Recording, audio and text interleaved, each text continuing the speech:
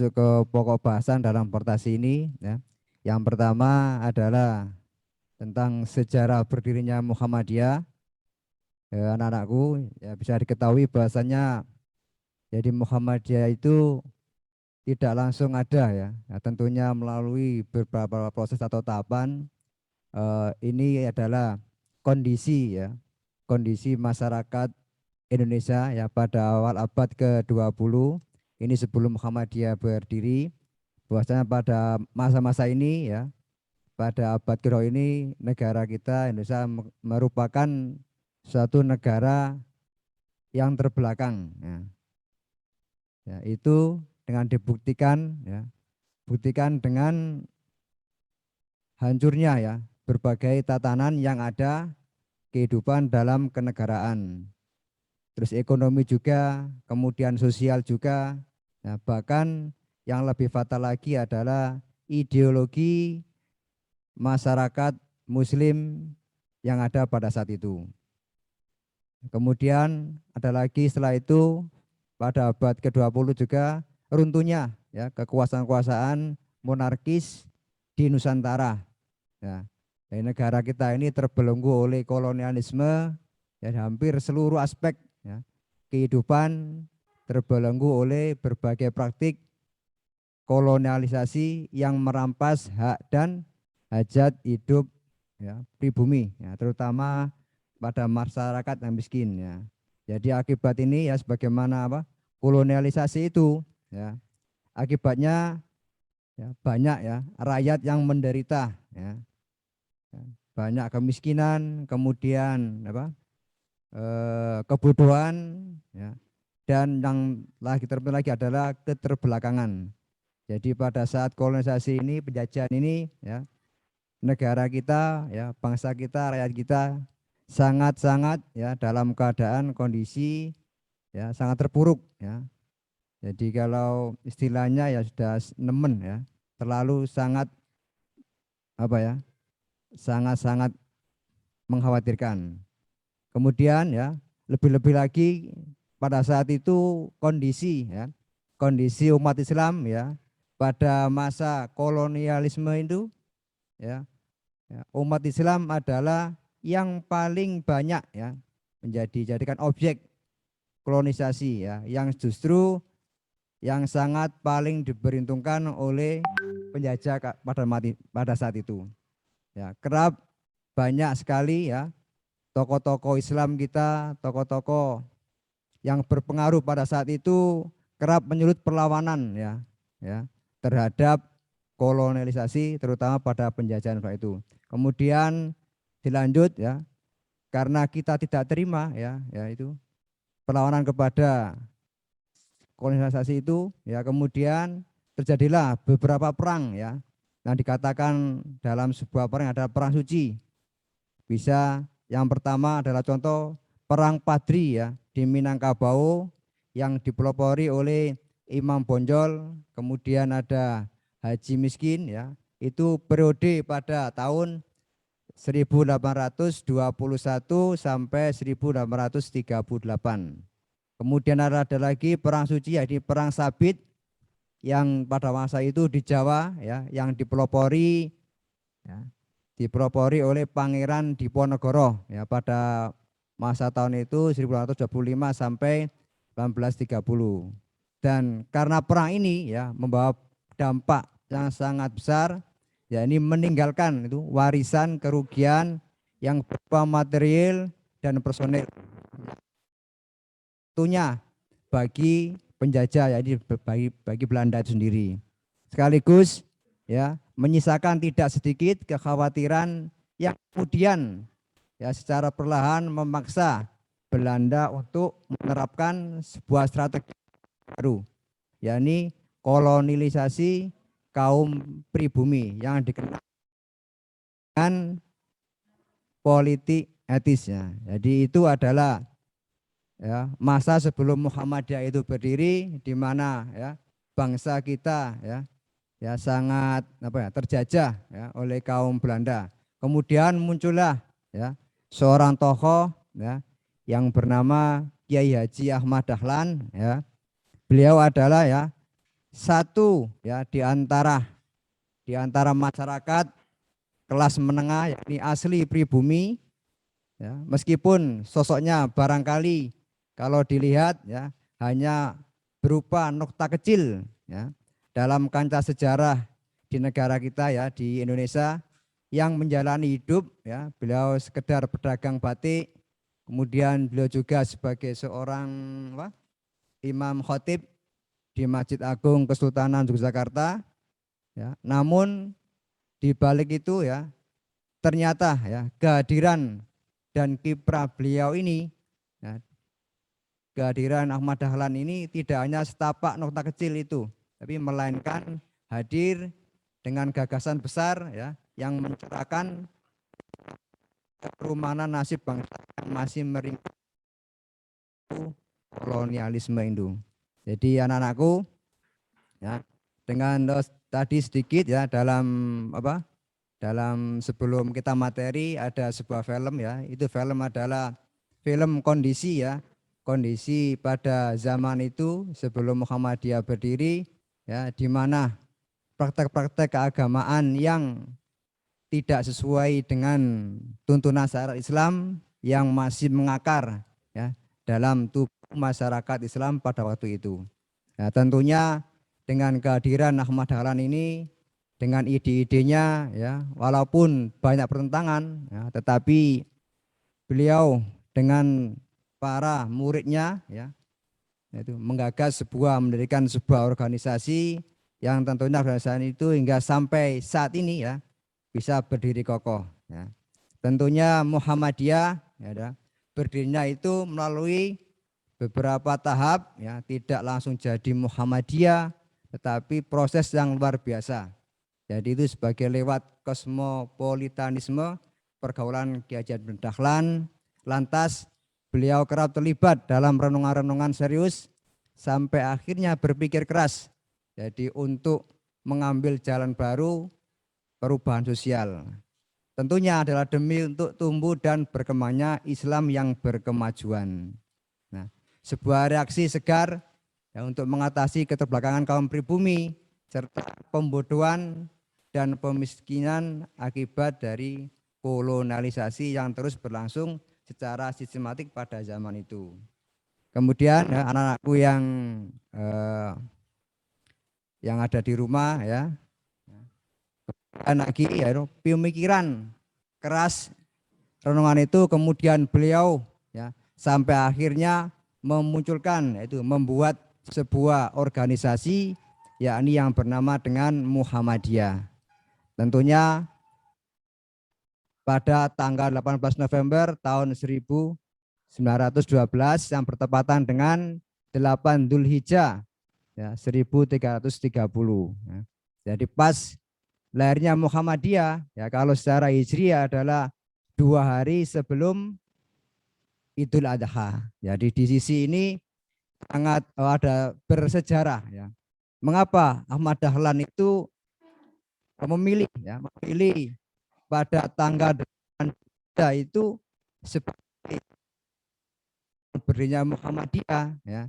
Dia mulai suatu pemikiran bahwa yang siap menjadi anggota Muhammadiyah maka di situ adalah sebuah pembelajaran. Jadi di tanggal 10 Dzulhijjah itu adalah bahwa setiap anggota Muhammadiyah harus siap berkorban, tidak hanya berkorban untuk melaksanakan sebagai rukun kita sebagai Islam, tetapi berkorban untuk kemajuan Muhammadiyah itu sendiri.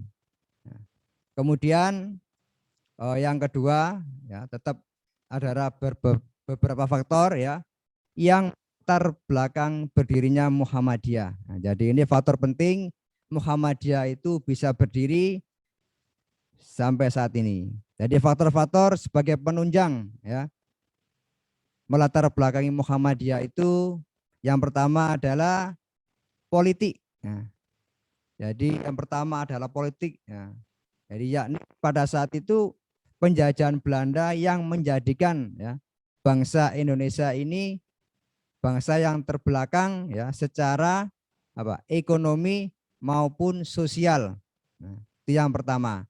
Kemudian yang kedua adalah faktor sosial yang melatar belakangi berdirinya Muhammadiyah, yakni pada saat itu kebodohan dan kemiskinan yang melanda di seluruh Nusantara. Jadi tidak hanya di Jogja pada saat itu, tetapi di seluruh Nusantara kebodohan dan kemiskinan yang melanda di negara kita. Kemudian yang ketiga adalah faktor keagamaan. Nah, jadi ketiga ini faktor keagamaan. Ya, pada saat itu ya Islam tidak difahami dan diamalkan oleh umat Islam sebagaimana mestinya ya. Sebagaimana tadi ya kita ketahui dari cuplikan film tadi ya masih ada masih banyak orang-orang yang datang ke pohon-pohon besar mencari berkah dengan membawa sesaji yang bermacam-macam makanan yang intinya mereka minta keberkahan kepada pohon-pohon itu tidak meminta kepada Allah yang telah menciptakan mereka. Jadi anak-anakku dari faktor kedua dan ketiga kedua dan ketiga itu adalah tidak bisa kita lepaskan dari faktor yang pertama pada saat itu penjajahan Belanda yang memang berusaha untuk menjadikan umat Islam sebagai umat yang terbelakang di samping itu juga banyak para tokoh-tokoh Islam yang tidak mengajarkan Islam secara utuh, secara kafah kepada masyarakat pada saat itu tentunya adalah yang demi apa? Demi kepentingan politik, kemudian demi kepentingan kekuasaan yang semata. Jadi anak-anakku kemudian ada seorang tokoh Yunus Salam dalam sebuah pendapatnya dia mengatakan bahwasanya umat Islam tidak memegang teguh tuntunan Al-Qur'an dan As-Sunnah Nabi sehingga menyebabkan merajalelanya perbuatan syirik, bid'ah dan khurafat yang tentunya mengakibatkan umat Islam tidak merupakan golongan yang terhormat dalam masyarakat. Demikian pula agama Islam tidak memancarkan sinar kemuliaannya lagi itu. Kemudian yang kedua dalam salam ketiadaan persatuan dan kesatuan antara umat Islam Jadi akibatnya dari tidak tegaknya ukhuwah Islamiyah serta ketidaksatuan organisasi yang sangat kuat. Dan yang ketiga yang disampaikan oleh Yunus Salam dari kegagalan dari sebagian lembaga pendidikan Islam dalam memproduksi kader-kader Islam. Jadi karena tidak lagi dapat memenuhi tuntunan zaman pada saat itu Nah, dilanjut lagi ada 6 pendapat yang disampaikan oleh Yunus Salam ini Yang keempat adalah umat Islam kebanyakan hidup dalam alam fanatisme yang sempit, bertaklid buta, serta berpikir secara dogmatis, kemudian berada dalam konservatisme, formalisme, dan tradisionalisme. Jadi dalam ini mereka sangat bertaklid buta Kalau kiainya bilang A bilang A, bilang B yang bilang B pada saat itu. Kemudian yang kelima adalah karena keinsafan akan bahaya yang mengancam kehidupan dan pengaruh agama Islam itu sendiri. Kemudian yang terakhir yang keenam menurut Yunus Salam bahwa serta karena kegiatan dan misi tokoh Kristen di Indonesia yang semakin menanamkan dalam kalangan rakyat yang ada pada zaman itu. Jadi itu anak-anakku beberapa menurut Yunus Salam tentang kondisi pada era itu sebelum era Muhammadiyah berdiri dan setelah berdiri. Kemudian yang terpenting adalah anak-anakku mengapa alasan tujuannya Muhammadiyah itu didirikan karena apa? Nah, itu juga yang sangat penting harus kita ketahui Yang pertama adalah sebagaimana tadi kita refresh ke Yunus Salam, di sini ditekankan alasan dan tujuan Muhammadiyah berdiri adalah yang pertama adalah membersihkan Islam Indonesia dari pengaruh kebiasaan yang bukan dari Islam. Bukan berarti Islam dibersihkan hilang diganti enggak, tetapi kebiasaan yang tidak sesuai dengan syariat Islam ya, itu yang diperjuangkan. Kemudian yang kedua adalah reformulasi doktrin Islam dengan pandangan dan pikiran modern. Kemudian yang ketiga adalah reformulasi ajaran dan pendidikan Islam. Dan kemudian yang terakhir adalah mempertahankan Islam dari pengaruh serangan luar. Ya. Ini adalah dari Al-Muti. Jadi anak-anakku sekalian ya. Jadi alasan kenapa Muhammadiyah itu berdiri dan Muhammadiyah ya. Jadi itu beberapa alasan 4 itu. Kemudian yang perlu diketahui anakku juga ya. Dari tujuan Muhammadiyah berdiri ya. Dari awal ya. Nanti dulu ya. Ini nanti. Jadi kita bahas ke Muhammadiyahnya. Mengapa ya? Jadi tujuan awal sampai sekarang itu sering berubah tujuan awal. Ya, jadi bisa ketahui anak-anakku nanti di kelas 7 itu nanti juga akan dijabarkan materinya ya tentang tujuan pertama Muhammadiyah berdiri itu ya, itu adalah dulu kondisinya di Yogyakarta. Jadi tujuannya adalah ya mengajarkan ya pengajaran Kanjeng Nabi Muhammad Shallallahu Alaihi Wasallam di Karisidenan Yogyakarta ya. Karena pada saat itu di Yogyakarta awalnya. Jadi kalau mungkin kalau Ahmad Dahlan adalah melihatnya di kondisinya di Yogyakarta. Jadi tidak ada kemudian kedepannya gimana. Kemudian sampai sekarang ini ya, jadi ada beberapa kali revisi dari tujuan itu yang tentunya tetap sama ya. Jadi tujuan intinya adalah dakwah amar ma'ruf nahi mungkar ya.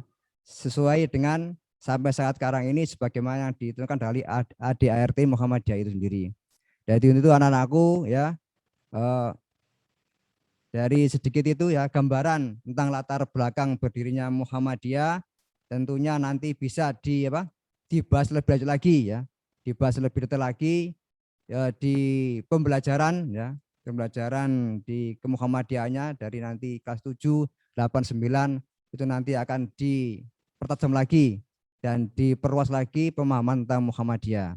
Kemudian anak-anakku yang kedua adalah kepemimpinan ya, kepemimpinan dalam Muhammadiyah sejak awal ya sampai berdiri. Di sini ada saya kelompokkan 4 kelompok ya. Ustaz bisa dilihatkan anak-anak ya. Jadi kepemimpinan Muhammadiyah itu ada beberapa tahap ya. Yang pertama adalah kepemimpinan sebelum kemerdekaan. Jadi religius dan spiritual ya. Dalam ini itu ada 4 periode ya. Yang pertama awal Ahmad Dahlan sebagai ketuanya, kemudian Kiai Haji Ibrahim, kemudian Kiai Haji Isam, dan yang keempat adalah Kiai Haji Mas Masur. Jadi ini adalah periodisasi kepemimpinan dalam Muhammadiyah. Jadi era-era kemerdekaan. Kemudian yang kedua adalah periodisasi kepemimpinan ya sesudah kemerdekaan. Tatozi bisa dilanjut. Ya, yang kedua ini adalah kepemimpinan Muhammadiyah sesudah kemerdekaan atau Orde Lama. Dalam momen ini ya ada 4 ya, tokoh besar ya, termasuk ada Ki Bagus Hadikusumo. Beliau juga merumuskan Mukhodimah Landasan Muhammadiyah, kemudian juga merumuskan landasan ideal kepribadian Muhammadiyah. Ki Bagus ini juga termasuk tokoh ya, tokoh BBU PKI ya, jadi tokoh yang juga merumuskan kemerdekaan negara kita. Ya, kemudian juga termasuk tokoh yang merumuskan Pancasila. Kemudian ada Sultan Mansur, ya, beliau adalah pemilik Muhammadiyah ya, kepada warga dan pimpinan Muhammadiyah dengan bermasyarakat secara takut kepada murka Allah. Ya. Kemudian ada Kiai Haji Yunus Anis dan yang keempat adalah Kiai Haji Ahmad Badawi. Ini kepemimpinan periode yang kedua. Kemudian di Muhammadiyah periode yang ketiga adalah periode masa Muhammadiyah pada masa Orde Baru. Nah, ini juga ada 4 tokoh Muhammadiyah. Yang pertama Ki Haji Bagusman, kemudian Ki Haji Abdul Razak Farudin, kenal dengan Pak R, kemudian ada Ahmad Azhar Basir, dan yang keempat adalah Prof. Dr. Ki Haji Amin Rais. Ya. Ini kepemimpinan masa di Muhammadiyah yang ketiga. Kemudian yang keempat, yang keempat adalah masa Muhammadiyah pasca reformasi dan muktamar yang ke-45 di Malang. Nah, jadi sini sampai sekarang yang pertama adalah Profesor Ahmad Syafi'i Ma'arif, yang kemudian ada Prof. Din Samsudin, ya, yang berapa kali? 3 periode, ya, 3 periode memimpin Muhammadiyah. Kemudian yang sekarang ya adalah Prof. Dr. Kiai Haji Haidar Nasir, ya, yang sampai saat ini masih memimpin, ya. Dan untuk pergantiannya juga nanti menunggu, ya, muktamar yang akan dilaksanakan. Itu adalah 4 kepemimpinan dari Muhammadiyah. Kemudian anak-anakku juga perlu tahu, ya, tokoh-tokoh Muhammadiyah, ya. Nah, ini tokoh-tokoh Muhammadiyah, ya, yang mendapat gelar sebagai pahlawan nasional, ya. Jadi itu ada Ahmad Dahlan, ada Jenderal Sudirman, ada Gatot, ya, ada Nani, ya, ada Siti Walida, kemudian Isur Juanda, Kiai Haji Mas Mansur, Abdul Kahal Mudakir, dan itu tokoh-tokoh seperti yang di foto itu, ya. Termasuk presiden pertama juga adalah masuk tokoh dari Muhammadiyah, ya. Beliau juga turun pertama kali sebagai apa? Majelis Pendidikan Muhammadiyah, ya. Kemudian ada Hamka dan Kasman dan lain-lain. Dan tokoh-tokoh ini adalah juga mereka bersumbangsi, ya, besar, ya, dalam merebut kemerdekaan, dalam proses, ya, proses pembentukan Undang-Undang Dasar dan lain sebagainya, ya.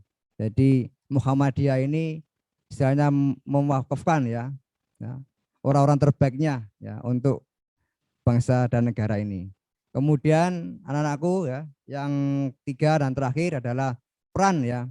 Jadi peran Muhammadiyah, ya, selama ini, ya. Jadi peran Muhammadiyah terhadap bangsa kita ini, bangsa Indonesia, ya. Ya. Yang pertama yaitu berperan, ya, dari sebelum kemerdekaan, ya, berperan penting dalam pembentukan, ya, kemerdekaan Indonesia kita ini oleh para tokoh-tokoh Muhammadiyah, ya. Situ ada Ki Bagus Hadikusumo, kemudian ada Insinyur Juanda, kemudian ada Rajiman Waryo Diningrat, kemudian ada Muhammad Hasan, dan juga ada Profesor Rosid, yang beliau ini, ya, Rosid termasuk Menteri Negara pertama, ya, dalam pemerintahan Indonesia kita. Kemudian yang kedua adalah peran, ya, Muhammadiyah dalam membangun bangsa, ya, di masa awal kemerdekaan, ya. Awal kemerdekaan Muhammadiyah bersama para tokohnya juga ikut berperan aktif dalam merumuskan, ya, lambang negara kita adalah lambang Pancasila. Nah, kemudian yang ketiga, peran Muhammadiyah dalam membangun bangsa ini adalah berperan aktif, ya, untuk mencerdaskan bangsa, ya, dengan mendirikan lembaga pendidikan, ya, dari tingkat, ya, PAUD, TK, ya, sampai perguruan tinggi, ya. Karena Muhammadiyah adalah sebagai organisasi yang pertama kali, ya, mempunyai ide gagasan Ahmad Dahlan itu mendirikan suatu, ya, sekolah, ya. Sebagaimana di dalam film Sang Pencerah itu juga dijelaskan.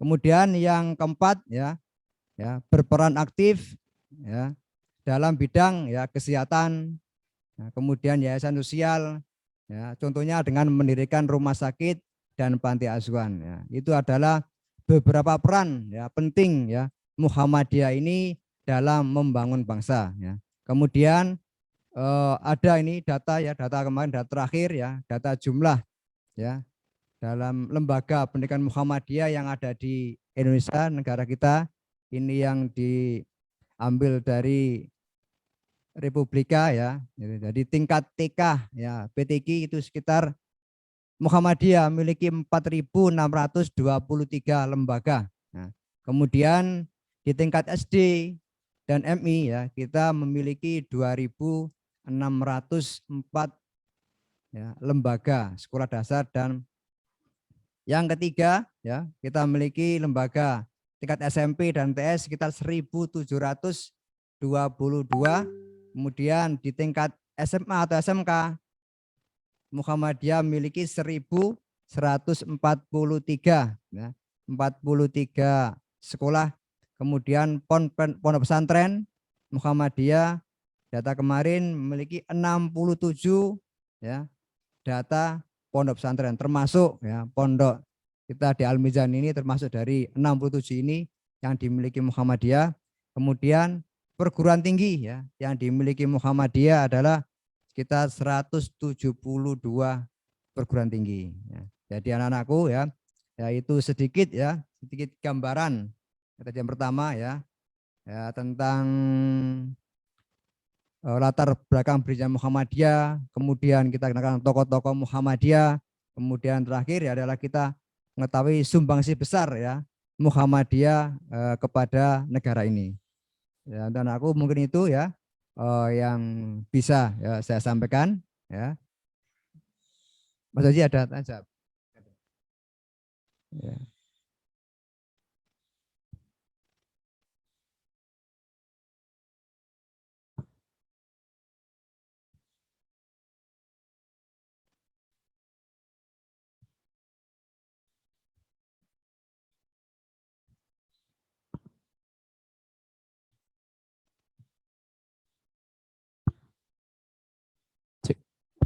Baik adik-adik, seperti biasanya Ustadz tidak membuka mikrofon adik-adik, cukup barangkali ada yang tanya bisa dilontarkan, dituliskan di chat Zoom.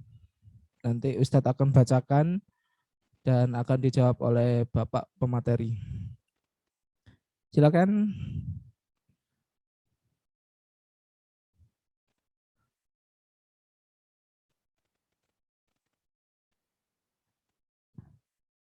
Dibuka 2 pertanyaan terlebih dahulu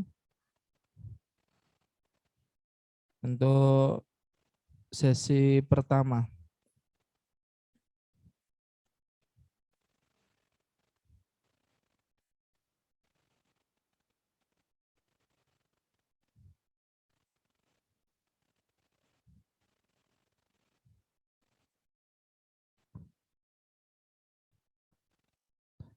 Baik, Ustadz Arif, ada 2 pertanyaan sudah. Yang pertama saya bacakan dulu, Ge.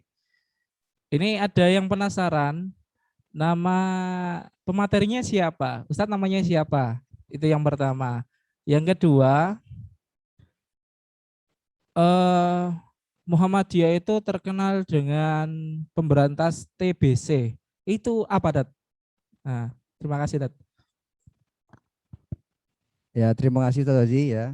Untuk yang pertama tentang apa tadi Ustaz? Nama ya. Ya, tadi kan di depan sudah saya di set ada ya. Mungkin tadi nggak dibaca ya. Untuk nama ya nama saya Arif Usman ya. Bisa dipanggil Pak Arif atau Pak Usman ya. Kemudian yang kedua adalah TBC ya. Ya, jadi Muhammadiyah ya itu terkenal dengan sampai sekarang dengan TBC ya ini tahayul bid'ah dan khurafat. Jadi itu adalah PR besar ya. Jadi Muhammadiyah ya. Tahayul itu ya percaya pada hal-hal ya, hal yang apa ya? Yang kita yakini milik kekuatan selain Allah tahayul. Bid'ah dalam arti yang lingkup kecil jadi mengada-ngada istilahnya kenapa? Mengada-ngada menambah-nambah ya itu dalam lingkungan Muhammadiyah tidak ada diajarkan gitu ya. Kemudian yang ketiga ya hurufat ya itu juga sama hampir sama ada dengan apa?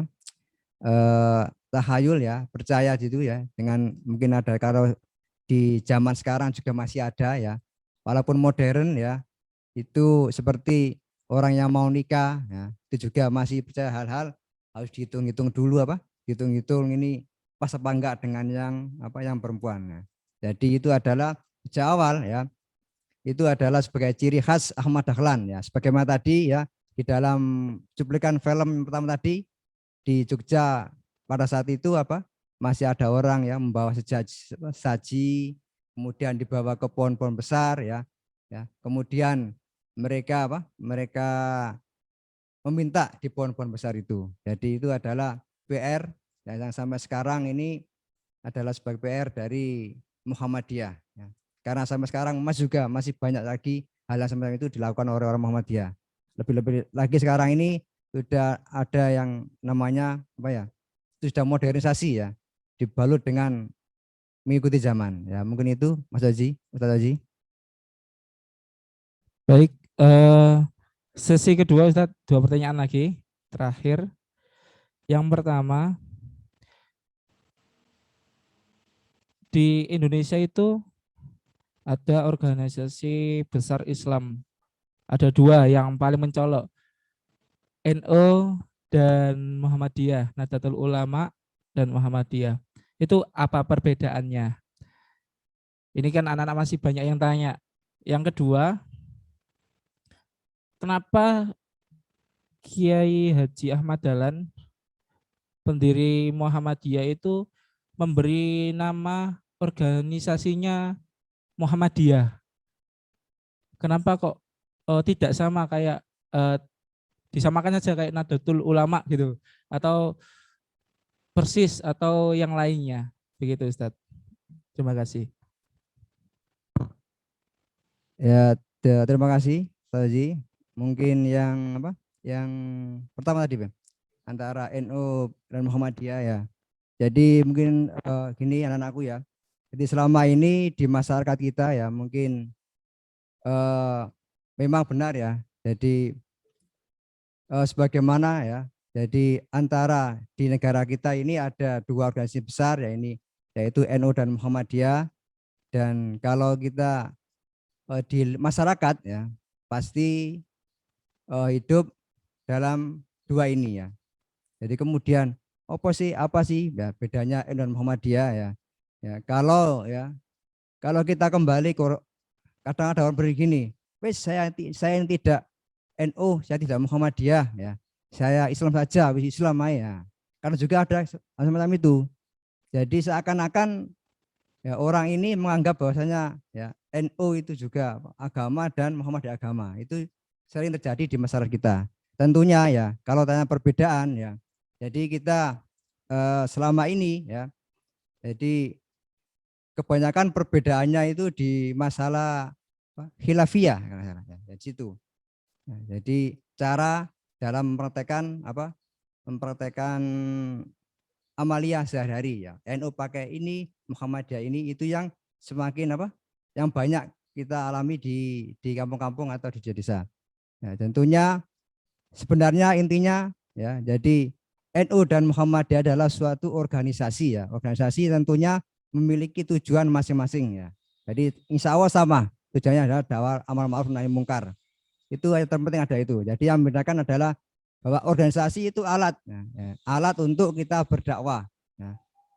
Sama NU juga berdakwahnya tapi lewat cara mereka masing-masing. Kemudian di Muhammadiyah juga gitu, kita memiliki ciri khas dakwah masing-masing. Mungkin itu saya Haji yang pertama. Ya, mungkin nanti di pembelajaran KMD juga nanti akan dipertajam lagi. Dari kelas 8, kelas 9 itu nanti ada materi yang sesuai dengan tadi yang saya sampaikan. Kemudian yang kedua saya Haji ya, mengapa Muhammadiyah kok namanya kok dikasih kayak NU, kayak apa, kayak persis ya. Jadi kalau kita melihat dari sejarah ya, dari sejarah sebelum ada ide nama Muhammadiyah itu ya, Kiai Ahmad Dahlan itu sangat diplomatis ya. Dia itu mengumpulkan murid-muridnya, kemudian berbicara kita mau organisasi nama apa ya. Ada yang usul nama ini ya, nama ini. Kemudian Ahmad Dahlan pernah ya mengusulkan kalau bagaimana kita Muhammadiyah. Iya. Jadi ada salah satu murid kemudian dia mengatakan, kok Yai ini kok kayak perempuan ya. Nah, perempuan ya. Setelah itu Ahmad Dahlan itu dalam sejarah itu, kisah itu beliau kemudian sholat 2 istikharah itu kepada Allah dan kemudian dia memutuskan nama Muhammadiyah. Nah, jadi biar anakku tahu ya. Jadi mungkin dia mengambil arti Muhammadiyah itu dengan arti yang pertama kata Muhammad ya, Muhammadiyah. Ya, berasal dari kata Muhammad ya, Nabi Muhammad, kemudian ditambah dengan iya ya yang dinisbiyah yang berarti adalah Muhammadiyah itu adalah pengikut Nabi Muhammad itu.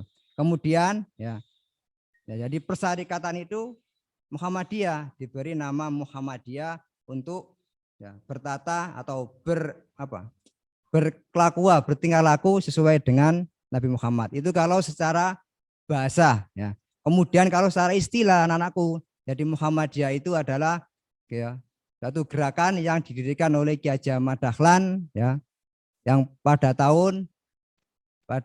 tanggal 12 November 1912 kemudian bertepatan dengan 8 Dzulhijjah 1330 Hijriah. Itu tentang sedikit nama Muhammadiyah itu. Mungkin itu Ustaz Haji yang